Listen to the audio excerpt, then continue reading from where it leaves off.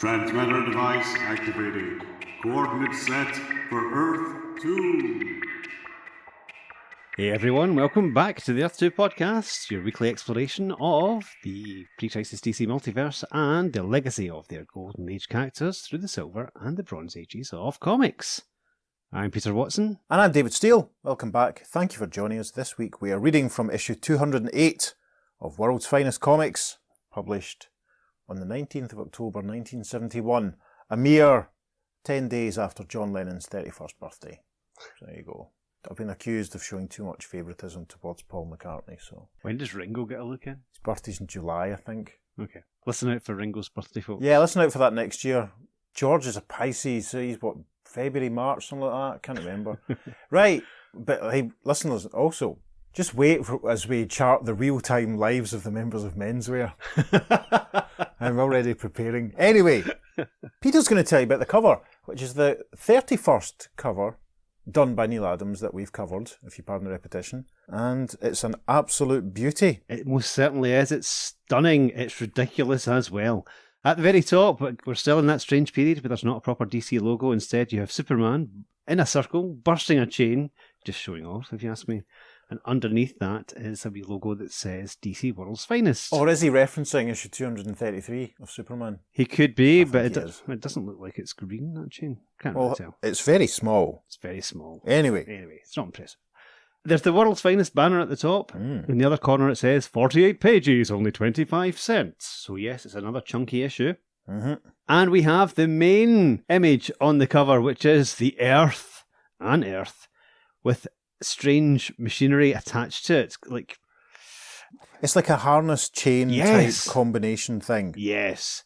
And it's all over the world. It looks as if it's straddling America and Africa there, I would say. Yes, heading up to North America and then into Europe. Yep. And at the very front of this, pulling the Earth is a straining Man of Steel. Yeah, Superman has got, he's basically putting all his efforts into pulling the Earth. Guiding him on this difficult task is the figure of Dr. Fate. And you know what? I've owned this comic for 30 years, and I just realised for the first time that Fate is actually standing on the harness. He is. Yes. I've never noticed that before. Adding to the weight. I don't know, Kent. It's not very nice.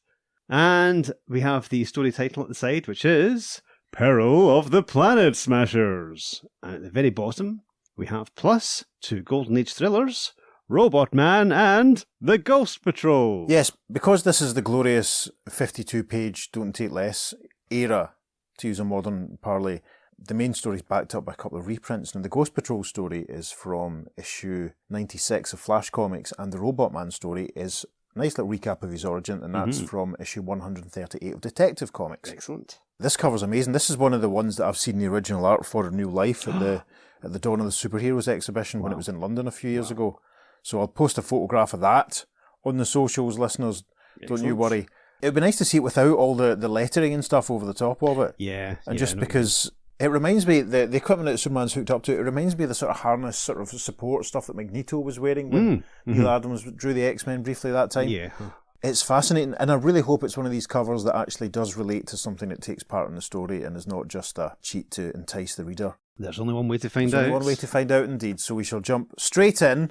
Our opening splash page. Oh, well, it echoes the cover, but rather than a big fancy harness with, that looks like, coiled and properly manufactured attached to Earth, we see an image of Superman pulling at chains which are all attached to Earth. Really, chiefly it seems across North America. There's a lot of captioning. Peter will read you through it. Here they are, together, again, for the first time. The mighty man of tomorrow, Superman, and the mystical master of magic, Dr. Fate. Are the powers of the past and future strong enough to change the face of the earth before it turns into a seething inferno? Will this world's finest team have enough time and power to stop the Peril of the Planet Smashers? Only writer Len Wein, artist Dick Dillon and Joe Giella, and editor Julius Schwartz know for sure. Len Wein in the house. Yay. Superb. Now, Dr. Fate is also present in this opening splash image. He's sort of It's very symbolic rather than literal, at least it appears to be symbolic.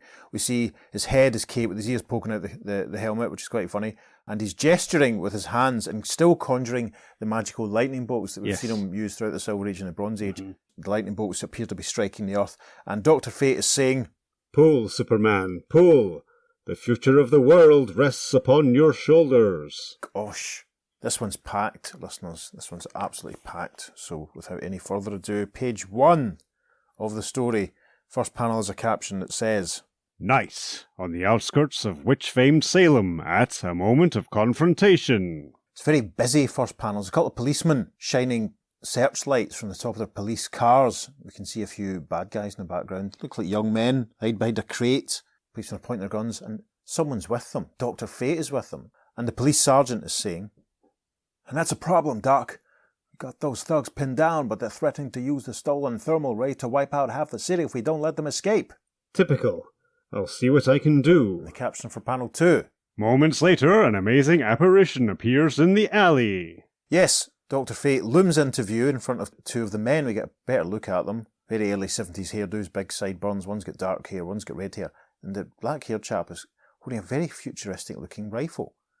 It's kind of red, very odd design. Dr. Fate says, "Discard that weapon, felon. Your cause is lost." and the dark-haired bad guy exclaims, "What? Dr. Fate?" and his red-haired friend says to Dr. Fate, "We warned what had happened if anyone tried to stop us. This Berg has had it." Dr. Fate gestures in panel 3, saying, "I think not." a bit of golden magic flies from his finger, strikes one of the weapons. The bad guy says, "Huh? The trigger's disappeared. I can't fire this gizmo." Dr. Fate gestures again in the next panel, saying, "The weapons of mere science are no match for eldritch forces, villain." yes, there's a blast from Dr. Fate's index finger, again at the weapon, and we see the weapon is stretching out, splitting into 3, and attaching itself to the wrists of the 3 bad guys, as the guy who had the gun says, "Turn the blasted thing into handcuffs."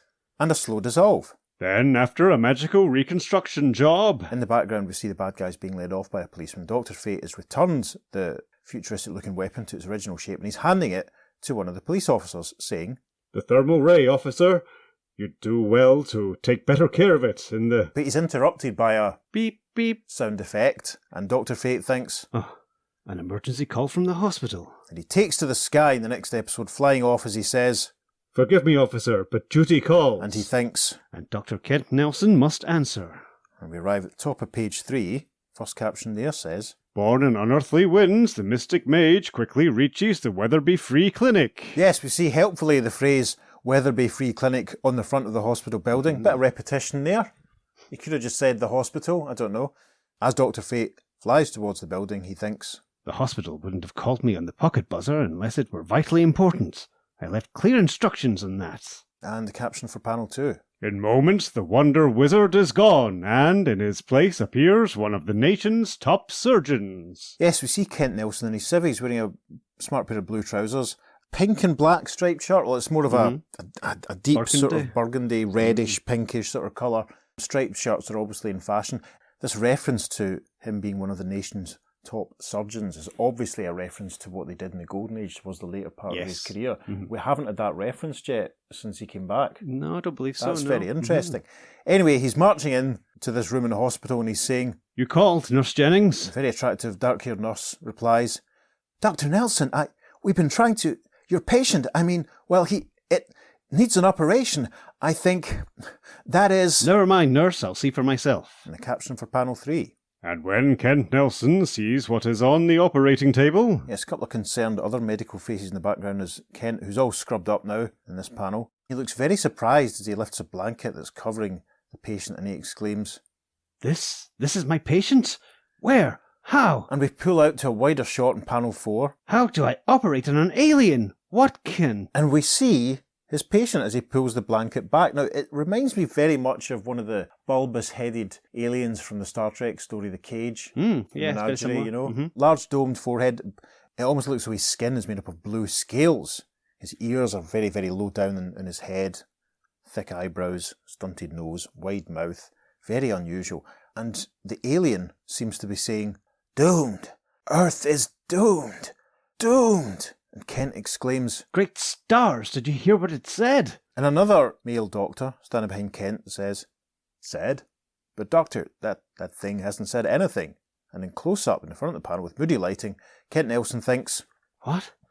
Then it was telepathy, which I alone heard.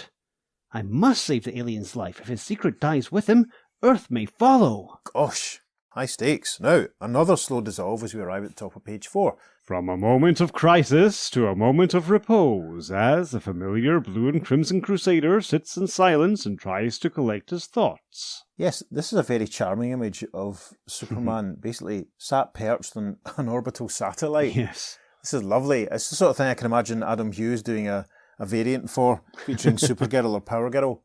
Supes is deep in thought. So, you're not so super after all, are you, hero?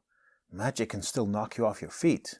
And a little asterisk tells us, A reference to Superman's death by magic in the previous issue. issue 207, which was that Hawkman? We haven't done it. Listeners, you can go and find out. Don't panic. Supes continues to think to himself, and as long as you're vulnerable to sorcery, you'll never truly be a Superman. But what if there was some way to overcome that? A way to prevent magic from ever affecting me again?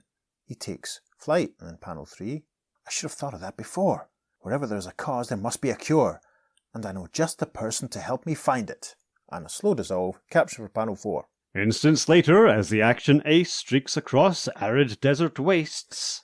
Yeah, cracking shot of him flying here. There's a big green and yellow cloud in front of him, which he obviously notices himself as he thinks, that's odd, a radioactive dust cloud.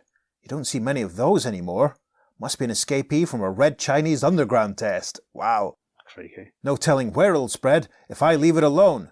Then in the next panel, there's a massive whoosh as the Man of Steel inhales, thinking, a little super vacuum breath and presto, no more cloud. He looks a little concerned in the final panel of page 4 as he thinks, swell, now that I've got the gas, what do I do with it? There's no safe place on Earth to dump it. But there is some place, out of this world. And we're back out in space for the first panel of page 5. Next instant, a human rocket blazes a path across the star-speckled sky, hurtling towards the flaming golden orb we mortals call... The sun, thinks Superman. The radiation will have no effect on the far stronger energies produced here, and we see him exhaling the cloud into the sun. Fantastic. Now, I wonder if this cloud is going to be relevant later on. We'll see. Panel 2, he's flying back towards Earth, and he thinks, now, as I recall, I was on my way to see a magician about a vulnerability. And a slow dissolve, caption for panel 3 of page 5. Shortly, the Man of Steel attends a rehearsal of the Princess of Prestidigitation, Zatanna. Yes, Zatanna. Oh, well, it's nice to see her, isn't it? Zatanna's lifting an elephant up into the air. The elephant has a nice little outfit on, as she says to Superman. I wish I could help you, Superman, but I don't know how to make you immune to magic. How about your father, Zatara? Perhaps he could. I'm afraid not. He warned me that to know how our powers work would cause them to stop working.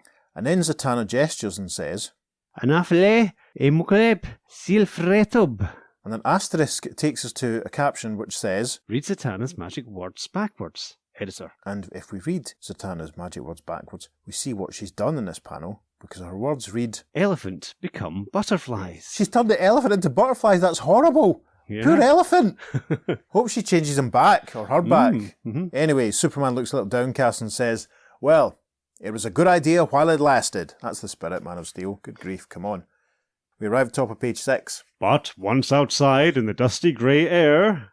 Yes, we see Superman leaving the theatre. We can see Zatanna's poster behind, now showing Zatanna made of magic. A nice little cameo there. Yes, I wonder if we'll see her anytime soon in the podcast. Who can say? tuned. Superman punches his palm and thinks, wait a minute, just because Zatanna can't help me is no reason to give up. There's another magician who might be of help, one whose knowledge is older than Earth itself. There are worlds within worlds, and infinite worlds beyond. So it is that Superman passes from one plane of existence into the next, from his Earth into the parallel planet of Earth 2, home of the legendary Justice Society of America. Excellent panel of Supes traversing the dimensional void. It looks quite unlike anything we've had before. There's like a big gash in space with some other bright lights sort of circling around. Very, very effective. We'll see if we can fit it into the socials because it's a packed issue. But that's brilliant. The captioning continues. And it's Mystic Medico. Reminding us, of course, that Earth 2 is the home of Dr. Fate. Now, Superman is obviously arriving at the Weatherby Medical Centre. We can see him using his X-ray vision on the building as he thinks, Dr. Fate is at the hospital, as I see by my trusty supervision. Will he be surprised to see me? Not half as surprised as you soon will be, Superman. Yes, Superman flies in the open hospital window, arrives with Kent Nelson, who shushes him as Superman says, Evening, Doc, it's good to see. Shh! You'll upset the patients. And this is one patient I can't afford to lose. He's still with the blue-skinned, scaled alien. Superman walks up behind Kent and whispers, An alien? What is this anyway? I came here to... Sometimes the fates are kind, Superman. Your unexpected presence may tip the scales to our side. Come, I have a private place where I can explain. Tiny caption says, continuing the second page following, we pass a full-page advertisement for the Wayne School, helping you to finish high school at home, which is all very admirable. And as we arrive at the top of page 7, oh, good. The first caption there says, On the crest of a windswept crag that borders Old Salem stands a strange stone tower, its rough-hewn walls devoid of doors or windows. The sanctuary of Dr. Fate. Yes, magnificent image of the tower, lightning striking all around. I'm loving having Len Wein in charge. Yay. It's great. I love Len Wein. It was so sad when he died. But anyway, panel 2 is captioned. And inside this bizarre refuge, two equally exotic figures stand and consider a third. The alien is stretched out on a tabletop, still surrounded by its blanket. Superman is there. Kent is in his Dr. Fate uniform, and he's putting his helmet on. Kind of the opposite of what we got in the Black Adam movie every 2 seconds. Pete and I are recording this the day after the announcement of James Gunn's initial plans for the DC movies and such like. We haven't yet had a conversation about it, although I think we have slightly different opinions going by Peter's response to my Facebook comment, my Facebook post last night. So we'll see how that plays out in real life afterwards. Stay tuned, listeners. We might share our thoughts, we might not. Anyway, as Kent puts on Dr. Fate's helmet, he says, No one shall notice our absence. I cast a spell over the hospital to erase the memory of our presence there.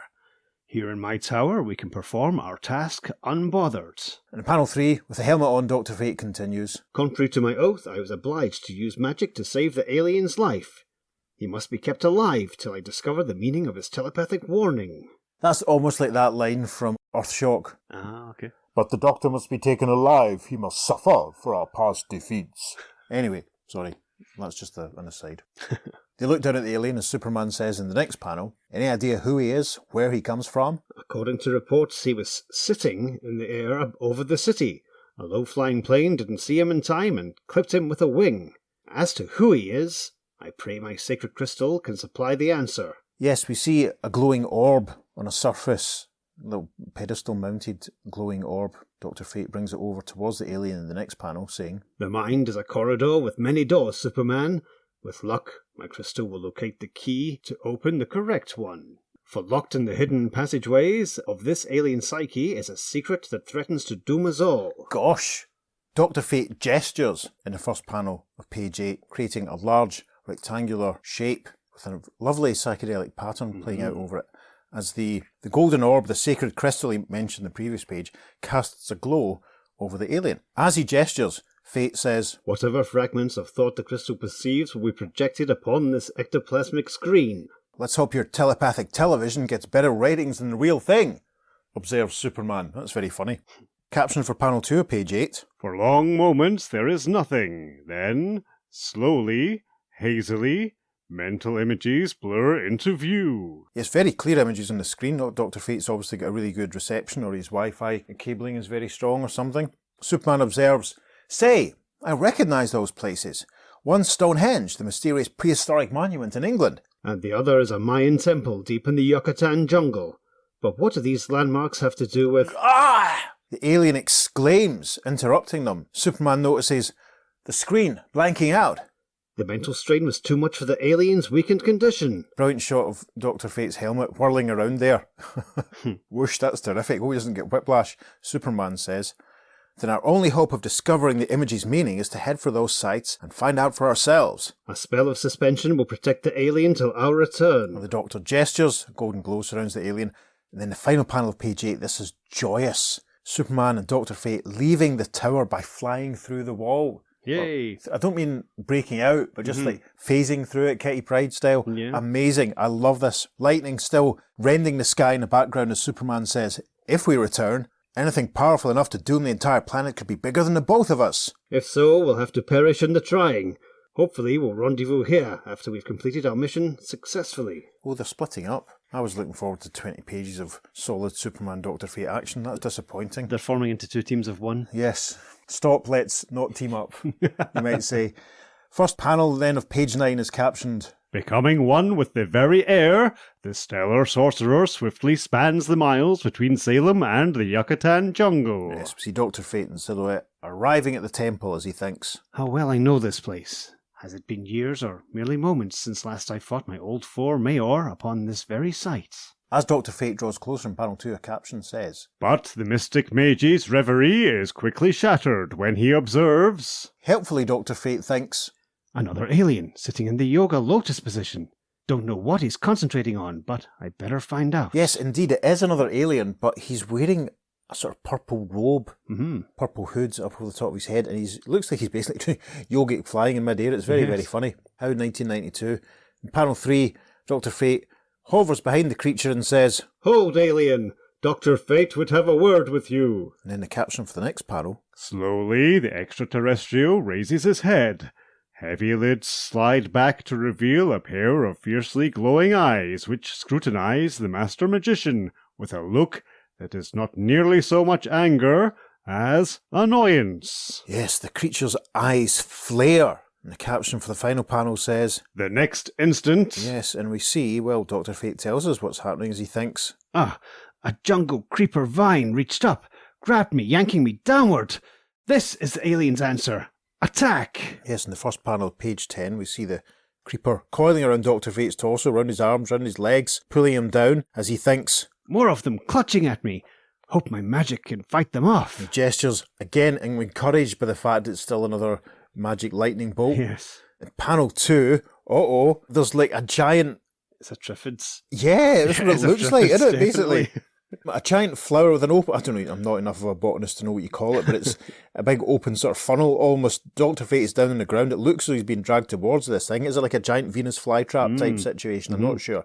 Dr. Fate is still firing out magic lightning bolts as he thinks. My ectoplasmic blasts are doubling the danger. For every vine I destroy, 2 more spring up to take its place. Still struggling, the Wonder Wizard is pulled downward until, deep in the thick of the overpowering underbrush, Now, again, my lack of botany terminology awareness is defeating me here, but basically the sort of bell flower type shape seems to be, well, helpfully, Dr. Fate, who's now completely secured in the ground by creepers, thinks, that orchid emitting clouds of noxious gas, my one weakness, filling my lungs, my eyes, my very soul. oh my goodness, right. These panels are tremendous, but I think the one that I'm going to post on Instagram from this page is the final panel of page 10, which shows Dr. Fate being lifted up by the creepers, as the captioning says. Then the limp form of Dr. Fate is borne towards the gaping open maw of a huge Venus flytrap, towards the hungry jaws of crunching death. Fantastic! Is this the first Golden Age superhero being threatened by a Venus flytrap that we've had on the podcast? Yes, I would say so. Oh! Venus flytraps, listeners, if you, like Peter and I, you're British children of the 70s, Venus flytraps were things that you probably expected to encounter a lot more often than you actually have, alongside like quicksand and the Loch Ness Monster and, you know, things like that, and electrical power stations and stuff. Yes, and dark water. You know? Yeah. Anyway, man, I love page 11, the caption for the first panel. The blue and golden form is pitched into the aperture, and for the moment, the jungle seems to rest. Dr. Fate's getting eaten by a Venus flytrap. Come on. This podcast, we don't charge you for this podcast. This is great. Go and buy a copy of this story. Go and buy the hardback reprint from a couple of years ago. This is amazing. Captioning continues in panel 2. But only for a moment, for something happens to the man-devouring plant. Something strange and savage. The flytrap begins to swell into a bulging balloon that expands larger and larger. And we get some more Say What You See captioning in panel 3 of page 11 as Until at last, unable to stretch any farther, it bursts, sending Dr. Fate hurtling skyward. Yes, burst of energy as Dr. Fate basically wrecks the poor Venus flytrap Gosh. and emerges. He flies back towards the alien crying, Now I have a debt to settle, and questions that cry for an answer. And have those answers I shall, one way or another. The alien, its eyes flare again as it sees Fate flying towards him, says, Pretentious Earthman, you have naught but the wind that sifts through your fingers. My task here is done. I take my leave, he says in the final panel as he fades out. Dr. Fate gestures a giant magical hand, which is glorious, to try and catch him, but... He's fading away out of my magical grasp. And the caption runs out page 11 saying, As Dr. Fate finds himself alone, a cool breeze whistles by, seemingly mocking him. Gosh, well, we arrive at the top of page 12 now. And as one mission ends in failure, let us backtrack in time to focus on an all-too-familiar blur against the dusky indigo sky. Dusky Indigo supported menswear at the Leeds cockpit in 1995. No, they didn't. Superman is hurtling through the sky in panel 1 here as he thinks, It's the story of my life. Story of My Life was the name of the B-side to Rhythm of the Rain by Jason Donovan. I travel all this way. I don't even get a chance to tell Dr. Fate my reason for coming here. Superman has arrived at his destination in panel 2 as a caption tells us. Stonehenge. In times past, shadows ruled here, unholy men of mystery known as druids. Now, the tall granite pillars lie in ruins, serving merely as a magnet for curious tourists. Have you ever been to Stonehenge? No. Me neither. Anyway, we can see another one of the aliens sat hovering amongst the stones. Supes has arrived, spots him and thinks, I'm not sure what I'm looking for, but something tells me I found it. In that, this alien looks so it's asleep actually. Caption for panel 3. Cautiously, the Man of Steel approaches the floating alien, and... Yeah, as he gets closer, Clark thinks, seems in a trance. Perhaps if I nudge him. But, as the action ace makes his move... Yeah, we then have some more say what you see thought dialogue from Superman as, Huh? A gigantic sandy hand squeezing me. Yes, it's almost as though the Marvel Sandman has appeared.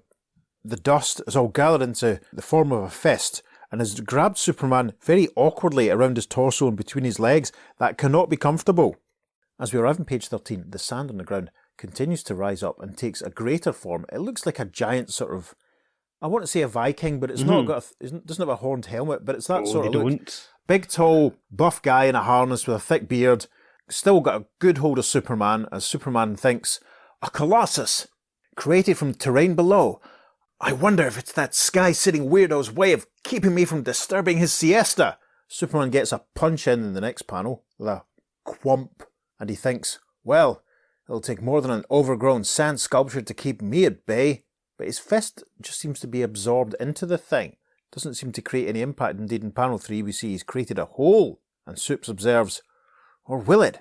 The sand is rearranging itself, filling in the hole I punched out. Okay. I'm noticing there's a slight disconnect between what Dick Dillon draws versus to what we actually see sometimes, you know. Yeah. Again, memories of that Minotaur, in inverted commas, we met before Christmas. In the first panel of page 14, the giant sand warrior is lifting Superman up in both hands as Superman thinks, maybe I shouldn't have hit him. All it's done is make him mad, using his unearthly strength to try and break me in half. And it does look as if the creature's trying to twist him. Superman, in the next panel, is doing his best to break free as he thinks, I can't pry his fingers loose. The pressure of this animated sandbox has got me glassy-eyed. That's it. The magic words. And in panel 3, there's a burst of radiant red energy from Superman's eyes as he thinks, eyes to supply heat vision, which, with a bit of atmospheric moisture, turns sand into glass. And sure enough, we see that the creature's almost turned silver, because all the sand is fused.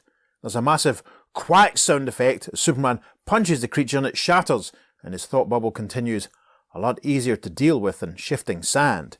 That's very, very effective. I think one of these panels might make it onto the socials from this sequence. Anyway, first panel of page 15, Superman returns his attention to the hovering alien as he thinks, now I'm mad. The least that pie-eyed alien could do while trying to get me killed is be interested enough to watch. Flies closer to it in panel 2, thinking, but he just sits there, like some mummy wrapped up in his thoughts. It's time I got some answers. And the caption for panel 3 says, But as the action ace closes on the alien, Yeah, the creature holds up a hand and says, "Halt, Earthman! Move no closer! I will not have my person soiled by your touch." And it's almost like Superman's being repelled. Supes thinks, he's surrounded himself with an invisible shield. Well, at least he's now giving me his personal attention. but as the Man of Steel struggles desperately to penetrate the unseen barrier, Yeah, the alien pulls the same trick that the one Dr. Fate encountered. Grows translucent as Superman thinks, he's fading away. Can't see him anymore. But I seem to hear his laughter drifting back at me.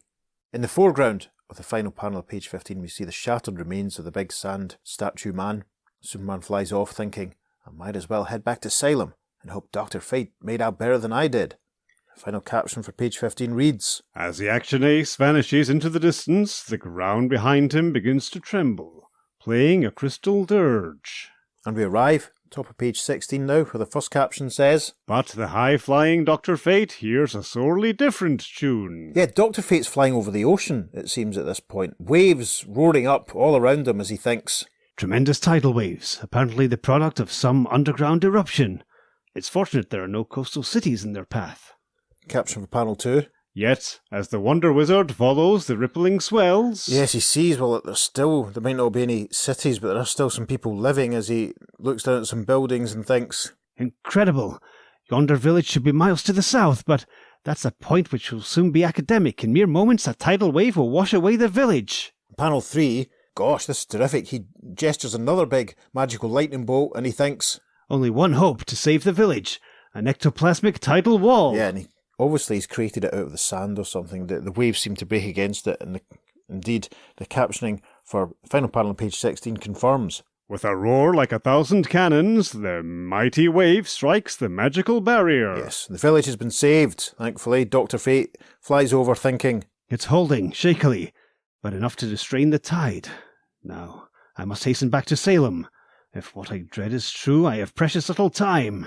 Page 17 is a bit of a montage situation. The caption at the top says, Similarly, the Man of Steel has found his return trip fraught with unexplained violence and threats of impending doom. yes, we see a little montage of Supes using a rock to cap a volcano to try and pull ground that's split by an earthquake back together. We see buildings toppling as he rescues some children. Another caption says, But still they continue, these bizarre disasters of nature, as if the planet itself were rising up in open rebellion. very interesting. Caption then for the final panel of page 17. Until at last, at the foot of Dr. Fate's eyrie, Dr. Fate standing outside the tower as Superman arrives. Superman lands and says, sorry I'm late, some funny things happened to me on my way back from Stonehenge. And to me as well, Superman.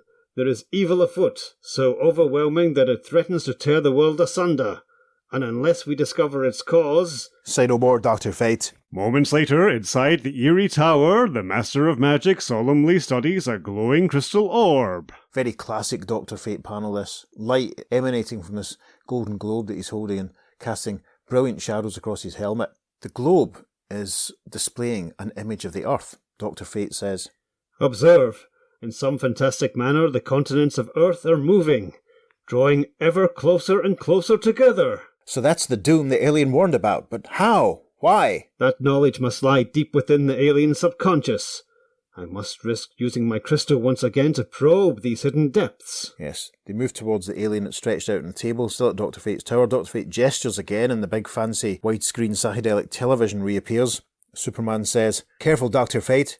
Your last probe almost proved fatal. The very atmosphere seems tense as mystic forces dig deeply into the alien psyche and pluck at memories. Yeah, we're shown an image of a very odd-looking castle that appears to be at the top of a set of cliffs. There's a flight of steps that appear to be carved out of the rock itself. Tall towers, very odd design. And from inside this bizarre blue structure, we hear a voice. Try and say this with a straight face, listeners.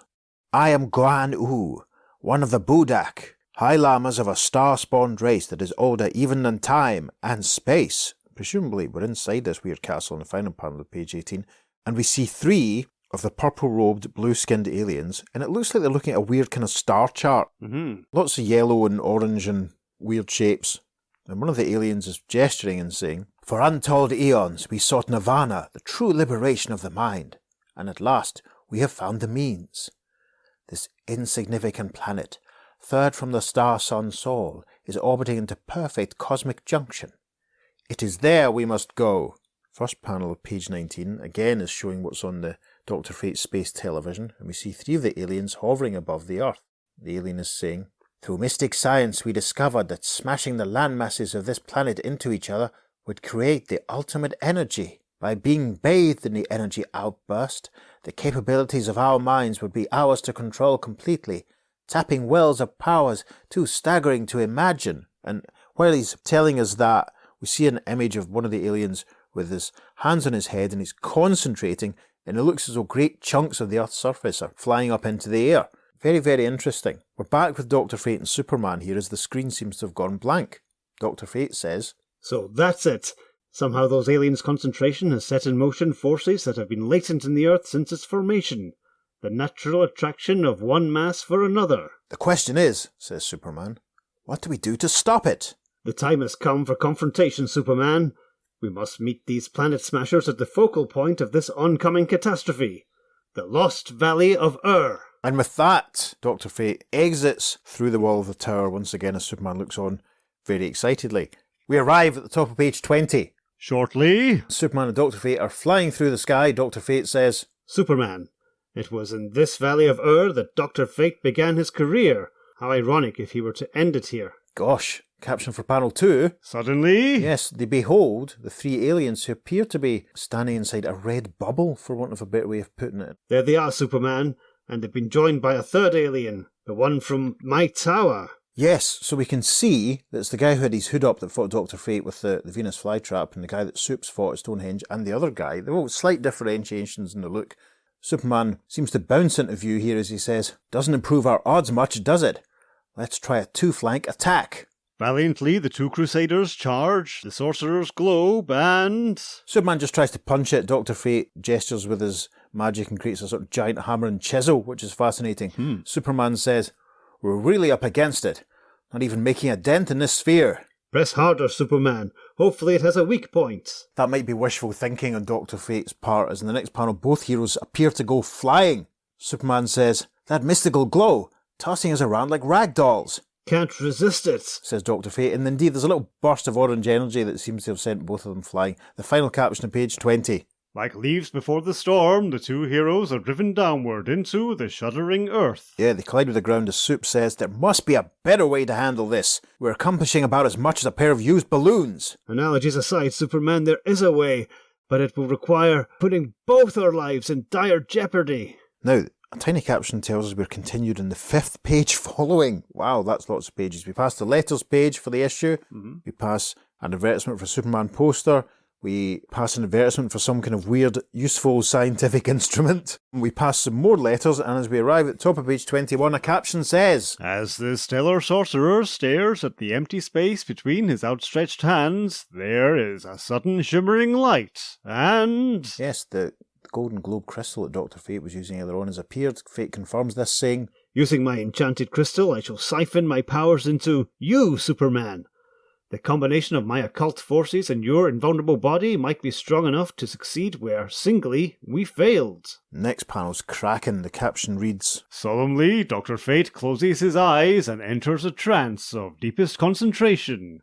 His body glows as he unleashes a bolt of ethereal forces at the Man of Steel. Dr. Fate's surrounded by golden energy as he concentrates, and Superman is also now surrounded by a golden aura as Dr. Fate's energy drawn towards him. The caption for panel 3. And within instants... Superman takes to the air surrounded by his ready break glow as Dr. Fate gestures and thinks, Fly, Superman, strike for the salvation of Earth, and I shall pray for your triumph.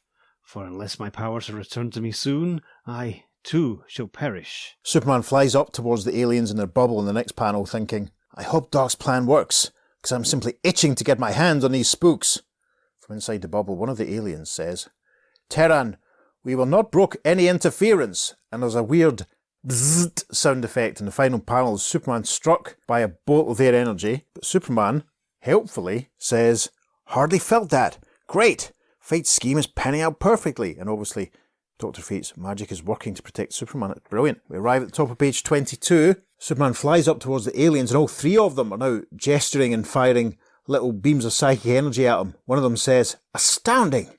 He is resisting our metaphysical attack. Quickly, we must pool our spiritual resources. The Terran must be eliminated." Superman cries, "Hope you don't mind if I argue that point, friend." Once again, alien eyes glow fiercely, and phantom fingers of deepest ebony leap across the void. Yeah, this is weird. The alien's energy is focused into a giant black hand, which has grabbed Superman. Superman is thinking, "My nemesis again. Black magic. The most dangerous of all. I can feel my resistance getting low." But then a sort of almost holographic image, a vision of Dr. Fate's helmet appears and says, Concentrate, Superman. Fill your mind with all the forces of honor and right you can muster. Concentrate. Caption for the next panel. What makes a man a hero? Is it powers beyond those of mortal men, or is it something more? A spark of valor that lights the very soul. And Superman stretches out thinking, "It's working. My mystic aura is growing in intensity, repelling the blackness." And indeed, as he stretches out, surrounded by the golden glow, the black hand that the aliens have created shatters and dispels. He flies towards them in panel 4, all three of them gesturing with their minds and firing energy at him. One of the aliens saying, "The Earthman is free. He resists and attacks. We must stop him, or our dreams of paradise are lost." The glowing blue and crimson blur moves ever faster, streaking toward the hovering globe. There is an awesome moment of impact, and Cram! Sound effect as Superman punches the bubble. when the smoke of the explosion clears, Yeah, that was incredibly unsatisfying, I don't mind saying. Superman's still surrounded by the aura, hovering in midair. It either looks as though the bubble is dissolved or if it's flying off into the distance. It's not very clear at all. I'm not entirely chuffed with what Dick Dillon is doing at this point in his career. Anyway, Supes is thinking, the aliens are gone. Evidently, the explosion caused their uncanny powers to backfire, dooming themselves. Well, that's a bit of a stretch. or Superman killed them. Yes, not very impressed with that at all. But anyway, there's some good stuff still to come. We arrive at the top of page 23. The caption for the first panel says, After Dr. Fate has regained his magical powers, yes, that's another narrative leap. Fate is still gesturing and holding his globe in front of him. We can still see the Earth on it. Dr. Fate says, We can't relax yet, Superman. The aliens are gone, but the effects of their magic linger on. The continents are still converging on each other. then let's stop them. but that is a task far more difficult than Superman imagines. Now, this is very odd. It appears that Superman is basically standing in some water and trying to push a bit of landmass back into position. It's not very clear, but as he's doing this, he's thinking, the aliens' energies are too potent. What a come down. Superman, who could once juggle planets with one hand, can't even manipulate one puny continent. However, Seconds later, yeah, there's some real narrative patchiness happening towards the end. It's getting very rushed. Dr. Fate is gesturing once again with his magic lightning bolt, and very helpfully he tells us what he's doing. I can conjure up one final chance, Superman. These mystic chains forged from the sorcery of ancient Chaldea will assist you in pulling the continents back to their rightful positions, or all is lost. tales are told of the labors of Hercules, 12 impossible tasks that only someone more god than man could perform. And we have an image that echoes the splash page more than the cover. I mean, the cover, obviously, it looked as though they were caught up in some kind of Machinery. alien mechanism that was maybe trying to steal the Earth or something.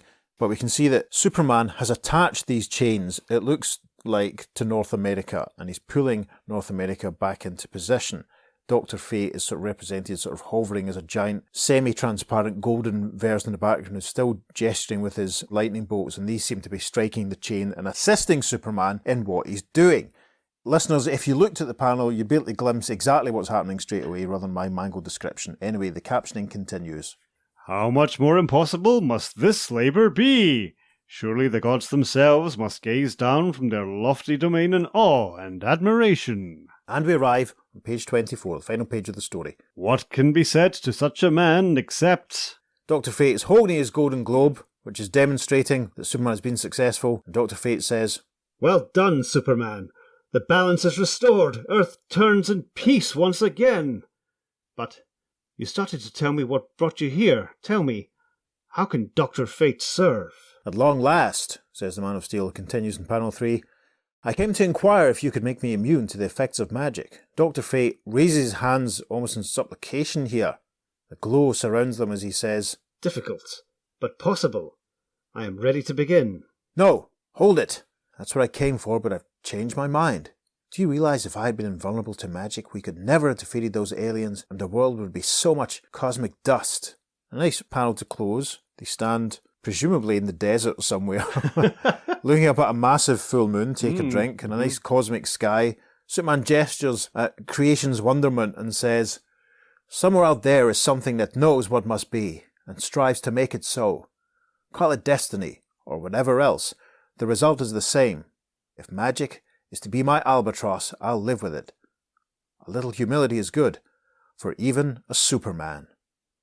And a caption rounds out telling us, Next issue, high-flying adventure with Superman and Hawkman. so it wasn't Hawkman in the last issue. Was it Green Arrow in issue 207? I can't remember. But anyway, thank goodness that is the end.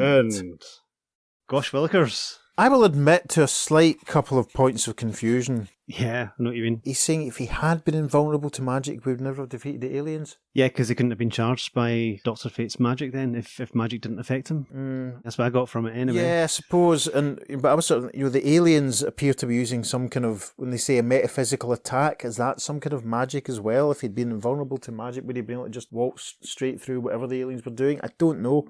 It looks great. It's always nice to see Superman and Dr. Fate. Why would the first alien almost seem to give Dr. Fate a warning? Was he really giving a warning, or was he...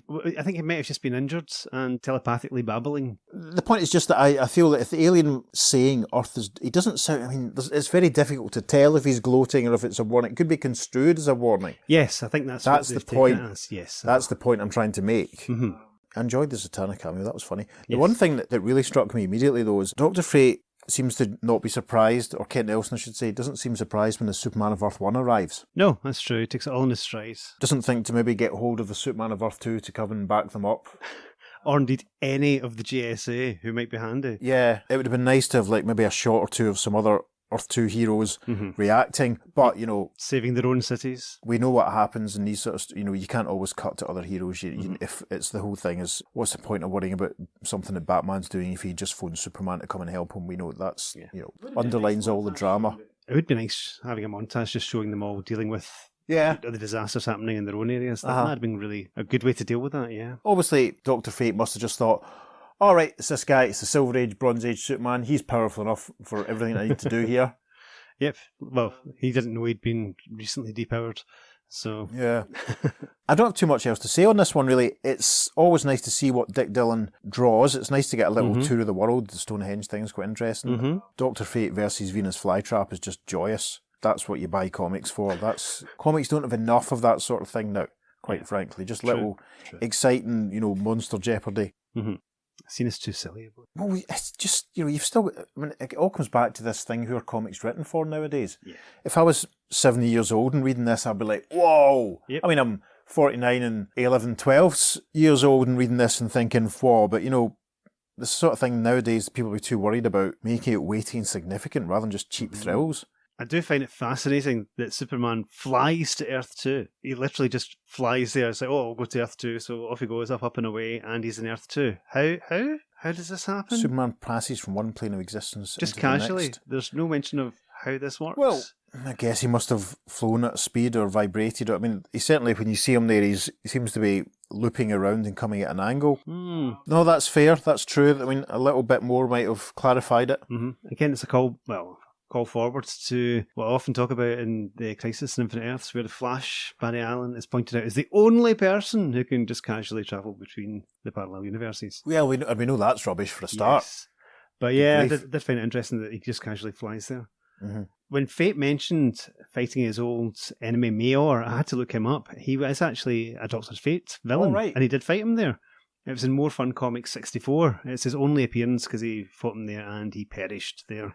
Oh, wow. So, that's good. So yeah, that is actually a proper Dr. Fate villain and a nice continuity reference. So yeah. Maybe see if I can find an image of him and put it in the socials then. I'm surprised there wasn't like an editor's footnote at the bottom saying, see, More Fun Comics 64.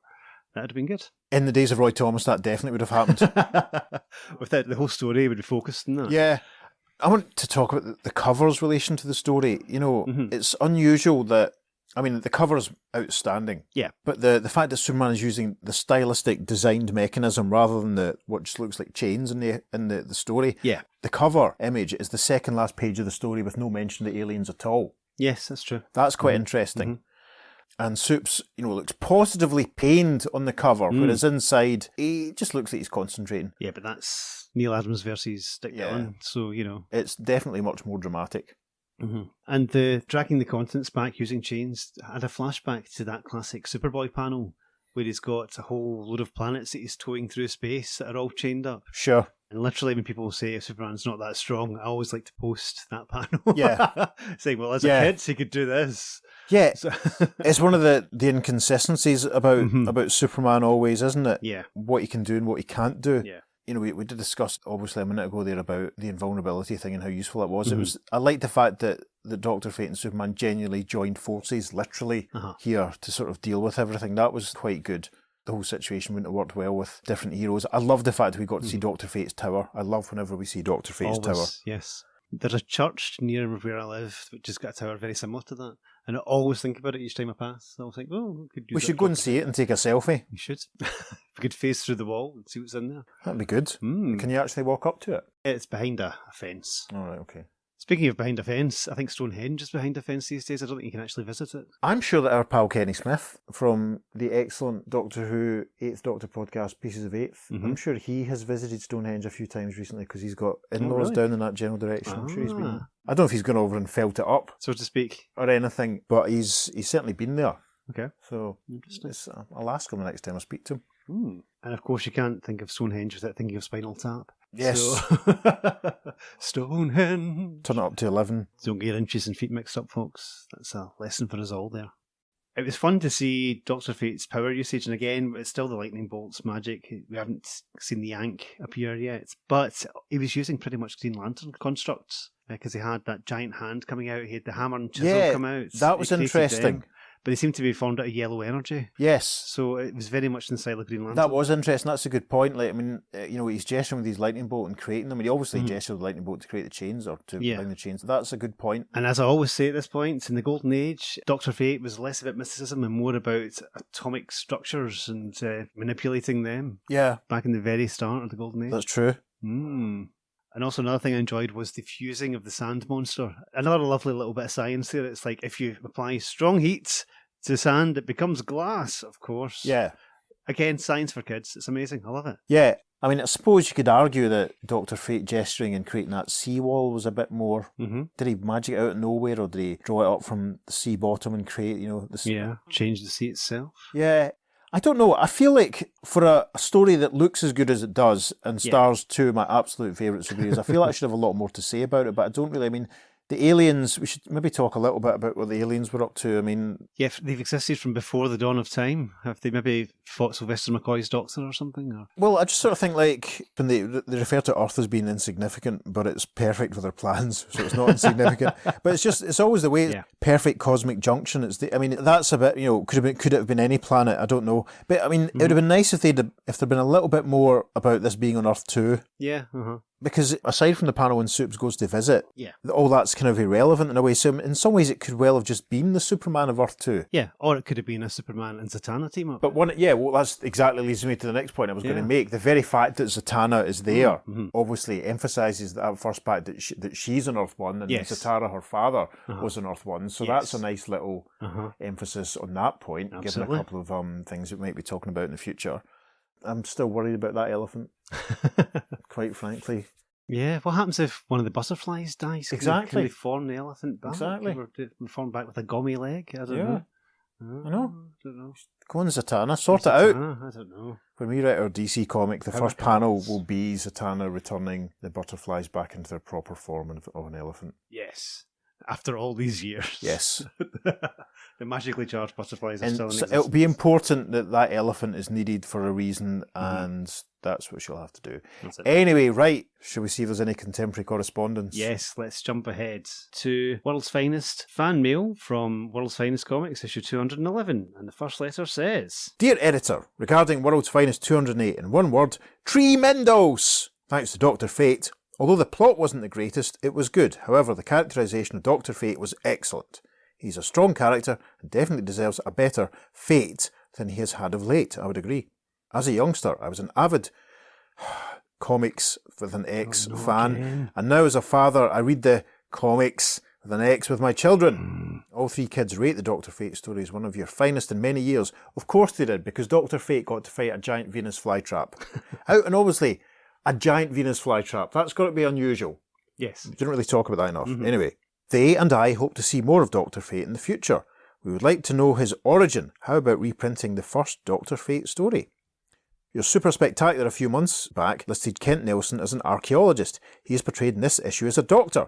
How was this transition made? Why would he perish unless my powers are returned to me soon? This issue has my kids asking these and many more questions. We hope future issues will answer some and hope you can answer the above. To top your Dr. Fate story, you'll have to bring back the Spectre. How about it? He's too good to cast away. We think your Golden Age story should be origin tales. Present the origins of all your superheroes, Earth 1 and Earth 2. Then pick out good stories from their past efforts. And that missive was from Charles Kastner, Compton Lake, New York. Editorial response is: When Dr. Fate was revived, we went back to his origin story and made him an archaeologist. However, author Len Wein recalled that in More Fun Comics 85, he had studied medicine and become an intern. Incidentally, his origin was reprinted in Justice League 95. Hope you got it. That was not the first Fate story though. In the early tales, he was a mysterious figure without a secret identity, whose origin lay somewhere in the mystic past. Since his powers are tied in with his life force, losing one would mean losing the other. And yes, we'll probably reprint most of the origins, though some of the old heroes never had origin tales. Yeah, that's true. Starman and Sandman, just for a couple. Yeah. And that's E. Nelson Bridwell who has responded there. Excellent. The second letter says, Dear Editor, the teaming of Superman and Dr. Fate in the latest issue of World's Finest resulted in a better than usual story, but it left one little technicality wide open.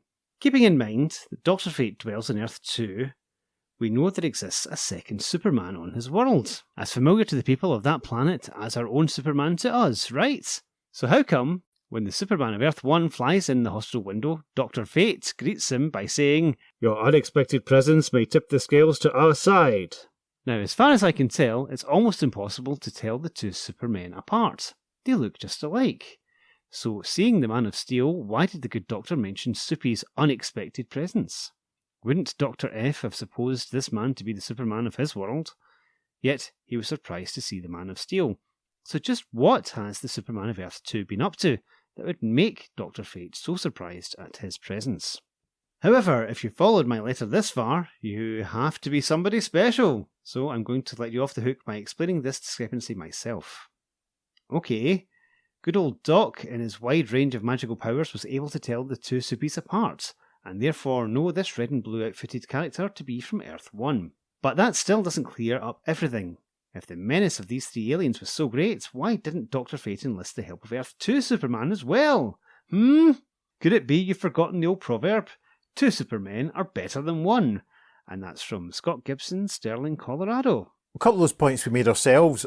Obviously, Dr. Fate's going to know he's the Superman of Earth 1 straight away, and he's going to know exactly who, because they've worked together many times at this point. Yes. And I don't think that was really necessary for them to really... Anyway. And I don't think they're identical. They're similar looking. Obviously, there's an age obviously, difference. yeah, because E2 Superman's going to be a bit older. And anyway, right. Editorial response anyway says, you might as well ask why he didn't enlist the aid of the Green Lantern, Starman and other JSA members of Earth 2. They must have been off on a mission somewhere else in the galaxy. Oh yes, the Supermen should probably have different S symbols in their shirts, although this hasn't always been done in the past. ENB. Right, we'll have to watch out for that going forward. I think we did notice when we did the 1971 JLA JSA team-up that there had been a shift in how the S symbols were rendered. I'm sure that'll be clearer going forward. So the final letter. Dear Editor, World's Finest 208 was a vast improvement over the previous few issues in quality. The lead story was just about as good as usual in WF, a good overall plot, but with too many loose ends and little careless errors. The improvement was in your choice of second features. 2 1948 tales reprinted in one issue. 1948? I couldn't believe it at first. But I just hope you continue this policy of sticking to Golden Age material instead of reprinting stories that came out less than 10 years ago. That's an excellent point. Yes, definitely. You know, because remember we had the origin of Dead Man reprinted in Brave and Bold the other week. That was only 3 years old at that point. Our correspondent continues. Let's have more reprints like the Robot Man, Ghost Patrol, etc., and preferably before 1950. The cover by Neil Adams was one of the best I have ever seen on a World's Finest comic. It's truly a masterpiece, we would agree. Although the old reprints are great, the art of the 40s can't compare with the new stuff turned out by true artists like Adams. Peril of the Planet Smashers had countless flaws. My first objection is that Superman is overpowerful. On page 4 he inhales a huge cloud of radioactive dust. Yeah, which turned out to be irrelevant. Yes. Absolutely irrelevant. But just, from some Chinese test, apparently, just floating about. We don't know where, just in the sky. Yeah, because you'd somewhere. think that they could have tied it into maybe something the aliens were doing on maybe both Earths would have been through. I don't know, we'll continue with the letter. Mm-hmm. Page 4, he inhales a huge cloud of radioactive dust and holds it in his lungs while he flies to the sun in an instant where he exhales it. Page 23, he moves an entire continent with some chains. Even if it were possible, don't you think it's a bit ridiculous to have a character that powerful? He's almost like a god. Why don't you make him less powerful and more human? Isn't that exactly what they've done in the main title? Yes. Anyway, here are a few more questions. Why did Superman wait so long before going to Dr. Fate to ask for immunity against magic? Also, Superman caused the deaths of the 3 aliens on page 22. Mm-hmm. Isn't that against his code? Do you know what? I didn't even think about that. I don't think he should have a code like this anyway, but he's supposed to. Thank you for your time. I am not knocking your mags for the sake of having something to complain about. I'm for you all the way, and my criticisms are meant to be constructive. And that's from Frank C. Verso, Lindenhurst, New York. Editorial response says, and we didn't have space to print all your criticisms, sorry. The reason Superman waited so long was that no writer thought of it sooner. And Supes has accidentally contributed to the deaths of villains in the past. The point is the aliens were killed when their own powers backfired. Superman didn't deliberately kill them. E. Nelson Bridwell. There we are. Well then. Yeah, that was okay. It was not the best story. It was not the worst story. I think there's more fun Dr. Fate team-up stories in the future. Yeah, because there are at least 2 more Dr. Fate team-up stories that we'll do, aren't there? Mm-hmm. It's one of those ones, it's like, do you remember when we did the showcase issues with Dr. Fate and Hourman, and Yes. I said, long time ago now, listeners, when the first time I read Showcase 56, the story with Dr. Fate and Hourman versus the Psycho Pirate, the story in my brain that I imagined was 100 times more exciting and interesting than what we actually read. And I kind of feel that this one, you look at that cover and you think that is just spectacular. What's going to live, and it conjures up, especially, as I keep saying, the distinction between this designed mechanism versus the chains that Kent conjures. Yeah. You imagine some sort of wider epic, maybe on a much more sci-fi, almost rather than cosmic sort of scale. You don't imagine Stonehenge and Venus flytraps looking at that cover. And there's nothing wrong with Stonehenge and Venus flytraps. But to me, the story that my brain conjured up the first time I saw this cover was much more satisfying and epic and widescreen rather than the one that we got. Yes. But bear in mind, this time, this was a 25-page story, and Dick Dillon was know. also doing Justice League of America at the time, which again is another chunky book. And I think he was probably doing more than just the 2 comics at the same time. He was churning out this material so fast. I mean, compare that to these days where you can't even have the same artist on more than one story arc. Yeah. And they're working digitally, so they can do a lot of stuff quicker. Yeah. Allegedly. But people expect a lot more detail and stuff. But basically back then it was all about just tell the story. Tell the story, put enough on the page to be entertaining. Tell the story. There are words there as well. And that's it. Entertain the kids. And it did that. I mean, the kid in me was delighted, as I keep saying, with the Venus flytrap. And it's always cool seeing Dr. Fate. Yeah. Because he looks amazing. He always looks amazing. It's always fun to see Superman fighting against natural disasters and all that sort of thing. And we should also remember, Len Wein himself hasn't been doing this very long at this point. No, that's true. He's still quite young. He's not quite maybe fully got a handle on his craft. But I'm never going to condemn Len Wein because I loved him dearly. Yes, Superman and Dr. Fate will return. Indeed. Right, well, listeners, what did you think of this story? Why don't you write to us and let us know? You can email us at theearth2podcast@gmail.com. Make sure you check out our social media because, as we've alluded to, we'll be putting up some lovely bonus content for you for this episode and indeed every episode. Yep. On Facebook and Instagram, we're at the Earth 2 Podcast, and on Twitter, we're at podcast_Earth2, and it's the number 2 for all of our social media. If you're feeling that way inclined, you could go to wherever it is you receive your podcast and write us a positive review. Michael Rosenbaum says on his podcast that apparently that pushes up the charts, whatever that means. There we are, okay. If you get reviews, I don't know, you should go and listen to Talkville, the Smallville rewatch podcast. It's a lot of fun. Yes, and do check out the socials because there'll be foreign covers, pages of original art, all sorts of stuff for this comic. And if you fancy sending us a voicemail, you can go to speakpipe.com/the Earth 2 podcast and you can leave us a message. We might even play it on the show. Of course we will, unless it's full of swear words. In which case, we'll just play it to ourselves. And tut a lot. In that case, we won't play it in the show. But anyway, listeners, we got there. Yes. World's Finest 208. Tick. So on that note, I've been Peter. I've been David. Thanks for listening. We'll see you very soon on The Earth 2 Podcast. Transmatter cube activated. Return coordinates set for Earth Prime. Solemnly, Dr. Strange? That's a bit random. God, I think we both need switched off and switched back on again today. So how come when Superman of Earth 1 flies in the hospital window, Dr. Feet?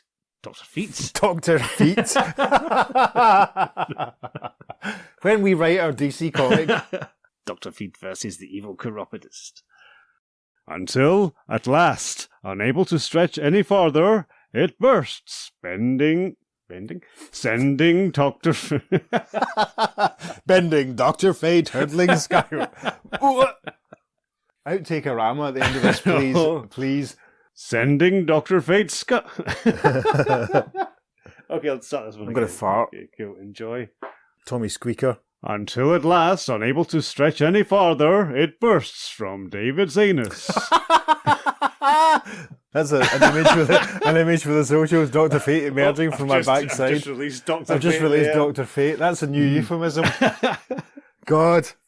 Oh, I thought it was going to be full Dr. Fate. It was just the helmet of Naboo there. There we are.